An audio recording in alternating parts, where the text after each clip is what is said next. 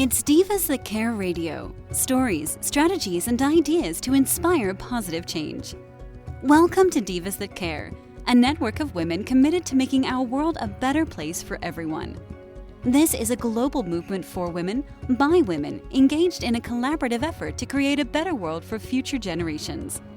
To find out more about the movement, visit divasthatcare.com after the show. Right now, though, stay tuned for another jolt of inspiration. One just has to pick up a magazine or turn on a television to see that as women, we are bombarded daily with media images of female physical perfection, setting up the most unrealistic of expectations as to how we should look. No wonder female body confidence is falling, while incidents of eating disorders are on the rise. What's most alarming is the way this affects young girls. A reduced sense of self-worth can create anxiety, stress, even depression, causing relationship issues while potentially impairing academic and job performance. In direct contrast, my podcast, Confidence in Bloom, is designed to reinforce the truth and reassure every woman who has ever felt inadequate, unworthy, or tossed aside because of how she looks that no matter her age, shape, or background, you matter, you are enough now. I, Tina Spolatini, a woman of substance, insist women deserve to be happy, confident, successful, and totally in love with themselves in their own bodies, just the way they are. Through an ongoing series of intriguing conversations with women from all walks of life, who are all extraordinary in their own right, we will embark upon a journey of ultimate self-acceptance and empowerment. Together, we'll share their stories, laugh, learn, maybe even shed a few tears. When you stand in your own power, you'll see just how wonderful life really is and feel fantastic in your own skin.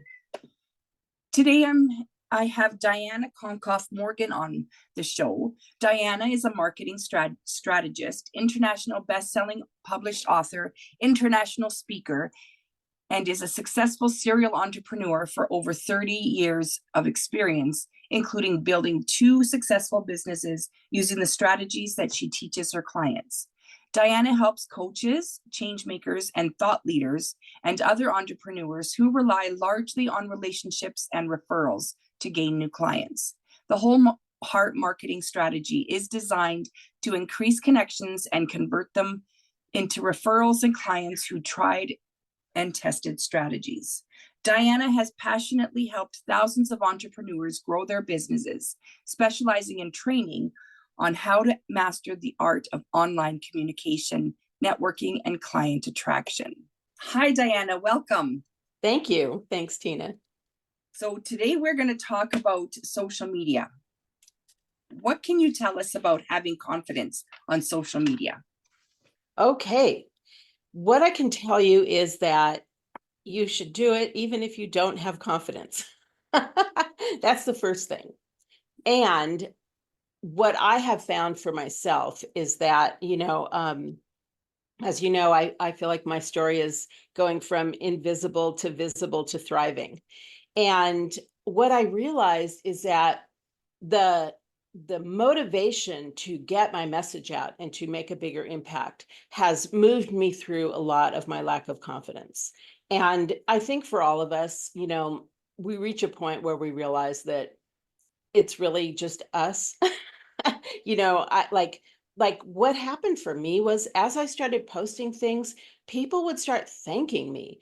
Thank you for, I love that quote, and thank you for that blog. And just each little thing that somebody would acknowledge that I did gave me more confidence and made me realize that what I was posting mattered, and that what I was posting mattered more than my own self-consciousness around it. Right. Okay. So basically you're saying, even if you're doubting yourself, do it anyway. Exactly. That's exactly what I'm saying, because, I love the saying, when the pain of staying where we are becomes greater than the fear of moving forward, we move forward. And for me, it was like when the motivation to reach people has always been more important to me than my own self-confidence. I mean, it's like, I'm not somebody who loves public speaking. I used to call it an occupational hazard of my work. But I do it because it's how we reach more people. If we don't get out there, then we're the best kept secret, and we keep our message all tiny, and the people, one of the things that I always say is, marketing is life or death. And I talk about this in my book. There's a whole chapter section about it, that if we don't get ourselves out there and market ourselves and really become our message out there in the world, then first of all, we start dying inside because we're not fulfilling our purpose. And second of all, for people who are healers and who are out there living a purpose and helping people and healing the world, somebody might die because they're not getting their message out there. They're not getting someone's message that they need to get. So it really becomes life or death. It is really that serious. And so would you say this advice then goes to like entrepreneurs only, or could it be like just the average person who's just posting on social media? Like, Well, do you feel that, because I mean, these young kids, they post everything. right. And I feel that it's not just about entrepreneurs. I feel like it's people who have a cause. Many people are on social media because they have a cause that's important to them. Many people are on social media because they're sharing their own life story and they want to be seen and heard. And the young people, I mean, being on social media, the young people takes me to being on social media as a parent and how important it is. My son's 36, so it was just MySpace back then. but I was on there because I wanted to be involved in what he was doing. I required him to give me his password, but he put it in a sealed envelope, and I said, I will never open this unless I have to. And truthfully, I never did. But I had it just in case, and I really encourage parents to be involved. A lot of people are like, oh, well, I'm not going to let my child be on social media. I'm not going to be on social media. But, we can't hide our head in the sand. It's not going away. And so the most empowering thing that we can do is be involved. And so the power of social media to be involved in what our kids are doing, what our kids are experiencing, including things like cyberbullying and all of that, and being involved in sharing causes and things that are important. I mean, there's so much of that, and it's inspiring and it's uplifting. So, that's another thing that I love, seeing all the posts about all the different things that people are doing and the triumphs and things that they've overcome. That's inspiring too. And nobody knows who needed to see what somebody posted. I cannot even tell you how many times a week I will get a message from somebody that I don't even know. We're not friends on Facebook. I'm using air quotes when I say friends on Facebook. And they'll just say, thank you for sharing that. I needed that message. And that's deep for me. Yeah, I agree. There's sometimes, when you're scrolling, because I mean, that's an easy thing to do just to get locked in that scrolling mode. You see things that are like, they're relevant to you, and you wonder, like, why am I seeing this? Right? Like, Right. Is the universe sending this to me? Or, there's a reason why I'm seeing it. And if we don't scroll, we would never see that. Right. And, I love that because, everything is energy. And, we are bringing our energy, our energetic vibration to social media, and we are open to the energy of social media. And it's about synchronicity. It's about me being open and me seeing a certain message on exactly the day I need to see it, whether it's about somebody, it's from somebody, or it's a message for me, because like I also talk about this in my book, The Energetics of Social Media. And that's a lot of times why people feel drained and exhausted and just, you open up your Facebook and go out of your body because it can be overwhelming. And if you're not being intentional and really clear about what you're doing there and what are you planning to accomplish in that session of your time on social media, it can be energetically draining, and you're picking up all this stuff. It can be emotional. It can trigger you. It can tap into all different kinds of things if you're not conscious and aware of what is happening with your social media. Yeah, I see that. I mean, I can feel that often when I don't scroll as much as I used to. Like I mean, there's times where but after a while I'm like, there's nothing here that I want to see. And so I just shut it down and I, move on to something else. Would you say then that, like you help entrepreneurs only in your business? I would say, yeah, that's true. It's not, I would say, yeah, I would say that's true. I have enough with that. I know there are plenty of other ways to help people with social media. I have helped nonprofits. I have helped different organizations, but my focus is definitely, women entrepreneurs, and even to take that one step further, who are healing the world with who they are and or their businesses. And, I just felt that this would be a really powerful way that I could use my gifts and skills and talents to contribute to the healing of our planet, which God knows we need. So true. Right. God knows it. We all know it. Right. Right. Some of us, there's some people are knowing it and still, not making any changes. Yeah. And yeah, I know I'm in your program, and I mean, I love it. Like the whole idea of, branding yourself and putting that out there in social media. Like it's so different today than it was, 30 years ago without social media. My God, 30 years ago, when I say that, it sounds so long. It sounds so long ago, but Facebook doesn't seem like it's been around that long, right? And right. MySpace, I don't remember. I remember hearing, like, just lately, I don't remember it being out there. So I was obviously not into the whole, that era yet. It was right before Facebook. Yeah, so early 2000, Mm-hmm. late 99. Mm-hmm. Yeah, I don't remember. I was too busy, being a newlywed and enjoying life. But Facebook came out, I think 2001, 2004. Yes, 2004, I think. But yeah, early 2000. And I remember my husband opening this Facebook account for me, and I'm like, I'll never use that. Right. And then when I started seeing the people from school, I'm like, oh my God, this is the coolest thing. I haven't seen these people for 10 years. Right. Right. I went through that too. And part of it was like, did I know that person? Did I like them? Were we friends? Right. And why would I want to be friends with them here when we weren't friends in school? Right. And now we're friends with people we don't even know. Right. Exactly. Yeah. And I want to go back to one other thing that you said, Tina, about being in my program. And actually before that, when you said, you start scrolling and you feel like there's nothing here. And, one of the things, as that I really emphasize is, stop the scroll. And instead of just doing that endless scroll, the doom scrolling that they call it, is to really get on social media intentionally and figure out who you want to play with.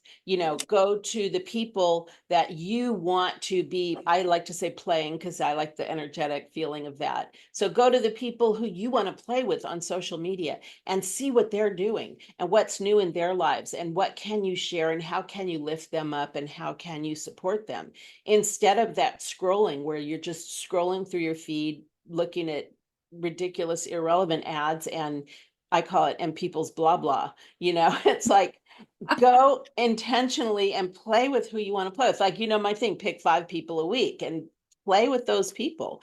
And I think when you said that about there's nothing here and you stop scrolling, it actually made my heart sing, because I'm like, oh, good. She's not doing that anymore.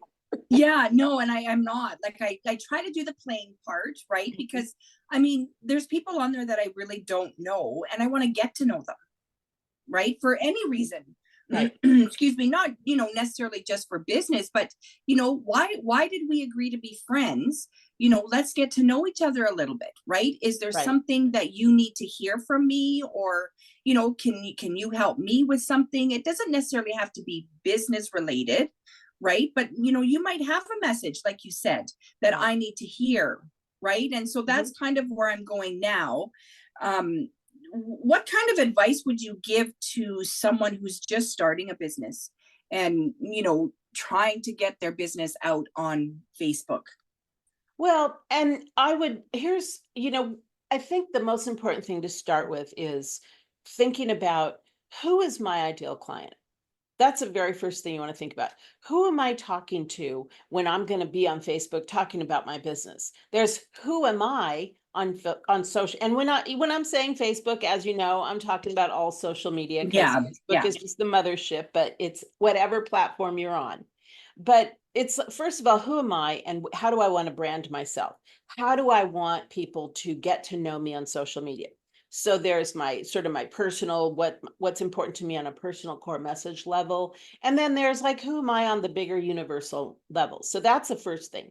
Then after we get to who am I, then I'm going to start thinking about, who am I talking to on social media? Who is my ideal client? So I want to be clear. Who am I talking to? What is the struggle that I help my ideal client with? What is something that's going to cause them to lean into my social media and want to stop and say, oh, I'm curious about this, I want more? And then what is the transformation that I offer? What's the solution? So that's the very first thing, because here's what happens a lot of times. People get on social media, you start posting and you open up Facebook and you say, what should I say? And then, you're like, I don't know. And then you end up on YouTube for 2 hours looking at YouTube videos because you don't know what to say, right? So that's the first thing. First thing is, who am I talking to? What is the struggle? What is the transformation? Then you can sort of open up your social media wherever you are, wherever you're the most active. Maybe it's Facebook, maybe it's LinkedIn. And you start to think about, who are some of the people that I might want to start playing with, which is they're active on social media. Our messages are in alignment so that we're going to want to share each other's content. And we could be potentially strategic partners. So maybe we market to the same group of people, but we sell something different. Or maybe we just are selling the same thing. We're in the same company of some sort, maybe a direct sales company, but we're both different. And we're both going to focus on different things in that company. So it's intentional who we're going to start playing with. And, I say, like, pick 5 people a week and just start liking, commenting, sharing their content. So notice that I have said, start to play with people. And then what you want to do is set up a Facebook business page. And if you have LinkedIn, whatever social media you have, Instagram, and the content on that page should reflect your message. It should reflect what you're selling. It should reflect your core message. It should reflect your message of what's important to you about your business, what you want people to know. So all of those things are going to help you to have a strong online presence. And then create relationships. Exactly. And I want to say one more thing to, hopefully some people who are listening will sigh a sigh of relief. Less is more. You don't have to be on every single platform, and you don't have to pump out 1 million pieces of content every day. It's like, start to really be intentional and be methodical and build, like you said, build the relationships.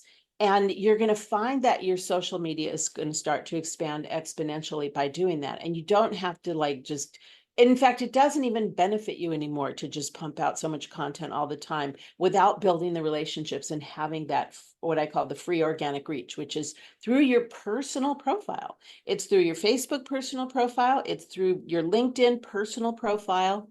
It's that personal approach, because social media platforms, they want you to be a person. They want you to play from your personal profile.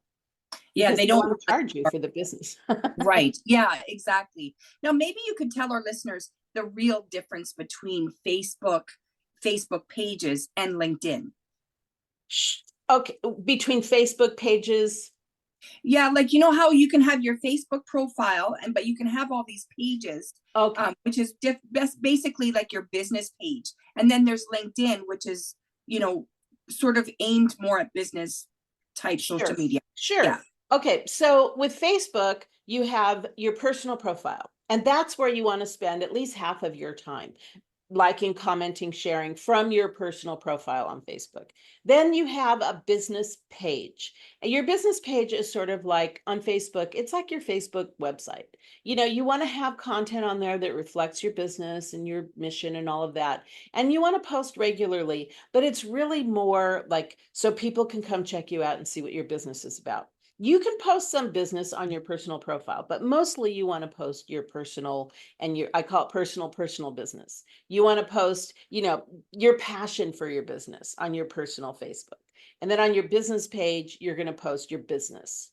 And then of course you could have a group, which is nice, and to reach more people. And I won't go too far down that rabbit hole today, but that just to differentiate the different aspects of Facebook. So LinkedIn is you have a personal profile on LinkedIn. You can have they call it a company page, and I have a company page, but mostly I play with my personal profile because that's where you get the most reach. You get the most free organic reach when you play on your personal profile. So on LinkedIn, what I'll do is I'll divide it into like sort of half of the time I'm personal business, sharing my passion for my business, sharing things like that. And then the other half, 40% of that, I'm going to educate, inspire, and motivate. And then 10% I'm going to promote. So I'm not just always promoting. And demographically, in the past, it has been true that LinkedIn is kind of more business, and LinkedIn, in the beginning, it was for people who were looking for employment. But LinkedIn has really evolved. And in my strategy that I teach people, there's really not that much difference between Facebook and LinkedIn. I know people always talk about, well, LinkedIn is I'm business to business, so I should be on LinkedIn. Okay, so, I want you to hear this, everybody who's listening. 4+ billion people on Facebook. Okay, so they're doing business. And even if you're business to business, you're still dealing with a person who needs to know, like, and trust you. So on LinkedIn, I will share almost the same things that I share on Facebook. I may not share pictures of my kitties or, some of my little silly things I might not share on LinkedIn, but my educate, inspire, and motivate content, my promotional content, my passion for my business, I'm going to share all of those things on LinkedIn. And I might not share, what I'll do is I try to like switch it up different days, different times. So I don't share the exact same thing on every profile every day. Like, yes, when I'm promoting something, I might just plaster it all over the place. But in general, I'm going to sort of switch things up to different days, different times. But I want to really encourage you to see, let me say this. If you are using social media to build relationships and referrals that convert to becoming clients, I want to encourage you to use your Facebook and your LinkedIn personal profile fairly similarly. So would you suggest then posting the same day, the same post? No, in general, I would say different times, different days, different content. When I am promoting something, like when I was promoting my book, or if I'm promoting a workshop or something, yes, I will just plaster it all over the place at once. But in general, I use a scheduling program, and I will post my content on different days, different times, because, a lot of people are both on Facebook and LinkedIn. But the thing is, it's also live newsfeed. So it's really, up in the air whether they're really going to see it. So sometimes, honestly, I do post the same thing on both platforms at the same time. Right. Yeah, because you could make, like, especially if you're promoting, you might have a different picture, Right. but the same content, or vice versa. Exactly. The same content, a different picture. Right. Yeah, exactly. Okay, so that's really good. What about Instagram? Instagram seems to sort of become a little bit on the silent side. Nobody really talks Instagram anymore. Okay. So, well, I mean, and honestly, I think that's because more people are talking TikTok. And I think a lot of the business type people who were using Instagram are switching over to TikTok. I personally don't use TikTok, but Instagram is good for branding. Instagram, and this is the reason why a lot of people are sort of, it's not a big conversation in the business world, because it's part of an overall strategy. Instagram in and of itself cannot be a strategy, because unless you pay for ads, you can't have a live link. The only link you get is in the in your profile. So it's sort of like, it's good for branding. It's good for, you know, being on there. I would say don't skip it. Be on Instagram, but this is what I would say more importantly, be up and running on Facebook and LinkedIn fully, and then add in Instagram. And you can even post much of what you're posting on Facebook on Instagram. And it's a great way to connect with people, you know, and it is a great way to share kind of personal things. Again, personal business, things that how you want to brand yourself as a professional, even if it's personal. But you know, I agree with you that it's kind of become more of, it has become more silent. And because you know what? Here's the deal. It's a lot of work, and you don't get a lot of ROI unless you're going to pay. And you know, unless you're going to pay for ads, you're not going to get a lot from it. You know, but like I said, I think it's important to have a presence on Instagram. You know, if you're going to do social media, you want to be present. You know, I have a presence on X, Twitter. You know, I'm not actively doing much on there, but I have a presence on there. You know, Right. and, you know, I'm not going to play on Twitter. I'm just not. You know, I find honestly, I have built a thriving business with Facebook and LinkedIn. That's And awesome. like I said, and I do Instagram because, you know, just a lot of my clients are on there, but I'm not relying on that as a business. Yeah. So and the thing is, it's worked for you, Yeah, right? So you're going to right. continue with what works. And what do you have to say about algorithms? Because I've heard like so many different things about, you know, post this at this time and it so that it gets to the algorithm, and make sure you share this so many times so that it reaches.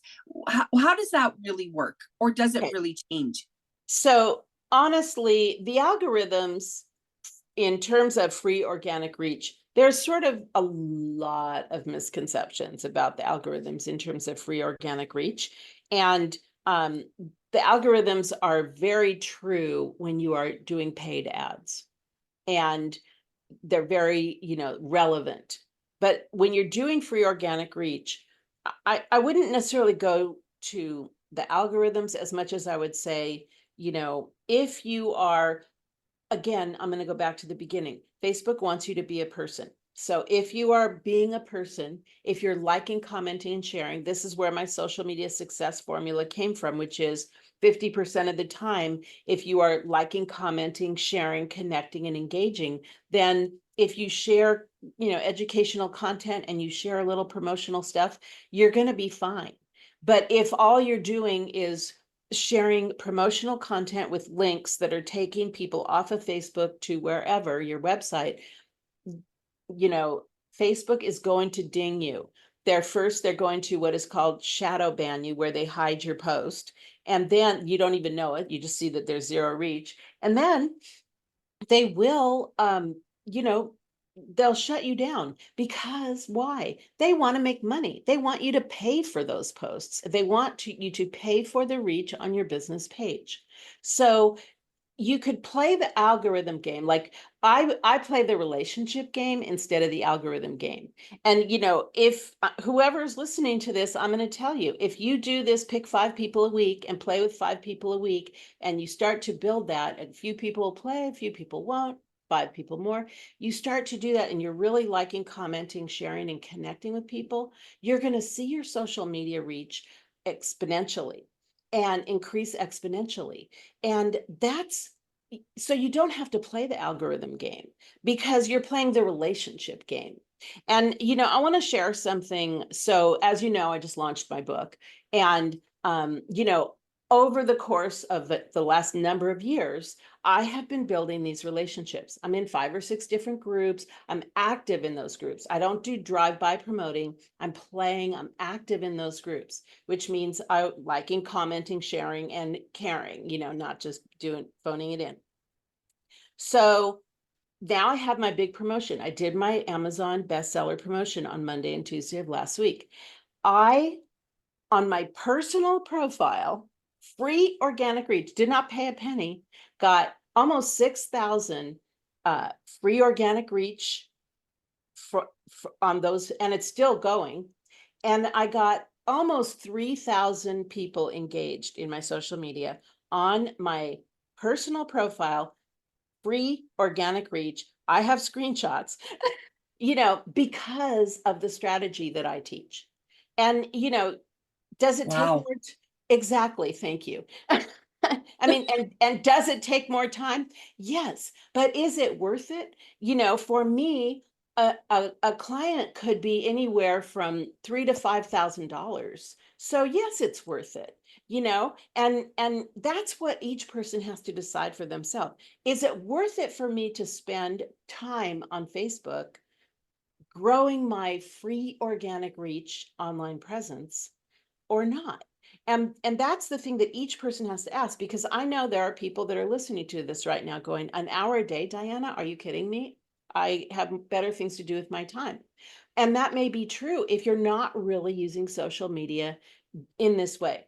If you're just doing random acts of Facebook and I've fallen into YouTube and I can't get out, then yeah, definitely it's a big waste of time and a time suck. But those kind of numbers don't lie. And, I hit #1 bestseller, #1 in numerous categories of best new release, and all of that through free organic reach. Wow. So you can make Facebook your friend. You can make it Yes. like a business partner without spending a ton of money. Yes. Yes. I mean, and I'm not saying, I'm not saying don't do Facebook ads. I mean, I think Facebook ads are definitely a viable avenue. But you have to know what you're doing on Facebook ads.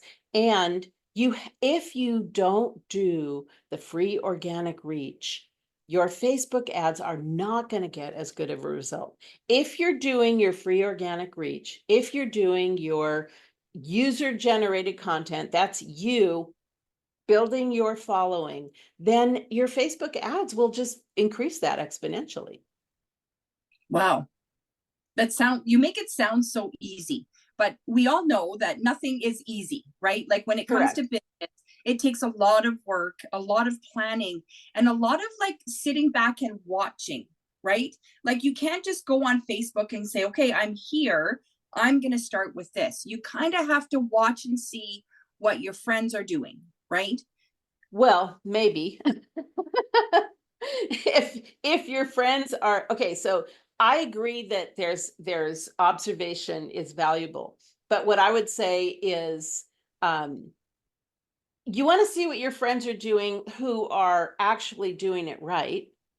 And because like one of the things I say is just because someone else is doing it doesn't mean that it's going to work for your business. It's like people do these things just because they saw someone else do it and they're wasting their time, and it's all a big waste. But what I want to say is it takes having a strategy. As you know, I advocate planning out your whole year. So you go, okay, what is my theme for each month? What am I selling? When am I selling it? If I'm selling a big program in April, then in January, February, and March, I'm going to be offering my free thing or my next thing, my easy yes thing. And so then I'm going to be writing blogs about why people should care about what I'm selling. And then I'm going to be sharing quotes and articles. And so it's all very, very strategic.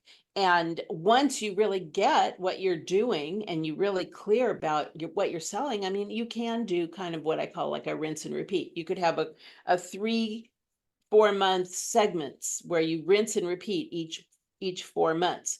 But in the beginning, and okay, and I want to go back to, yes, it's a lot of work. It is a lot of work, but it's also worth it. And I mean, for me, getting dressed and putting on makeup and hair and all of this stuff and going out and driving to networking events and coming home and needing to take the rest of the day off is also a lot of work. So, if I have this 24/7 network sitting in my laptop where I can go on there like 4 or 5 times a day and network on Facebook or LinkedIn or wherever I am, that's what you call saving time. It's not taking more time than going to networking events. Not that I don't love in-person networking events, and I still go to some, but I really go there to be social. I do business, but I'm going there to be social. And I'm being social on Facebook too. But it's a powerful way to leverage your time. But you Yeah. have to be strategic. That's the key. You have to have a plan. And you have to be intentional. Just like when you go to a networking meeting, you don't just go there to see what you're going to, what Right. might happen. You need to go there with the intention of finding, connections. Exactly. Right? Yeah. Right. So it's Yeah. the same thing. Right. Why am I there? What's my purpose for being there? Yes, I want to, and it's the same thing on Facebook. Yeah, I want to make friends. I want to meet people. I love to connect and find out what people are doing. And I want to help whoever I can help. Yeah. Yeah. I love that. I love that. Is there anything else, Diana, that you feel other like entrepreneurs need to know that we maybe don't know about social media or a particular platform? Let's see. That's a good question. That's the next hour. No, We Just don't kidding. have that much time.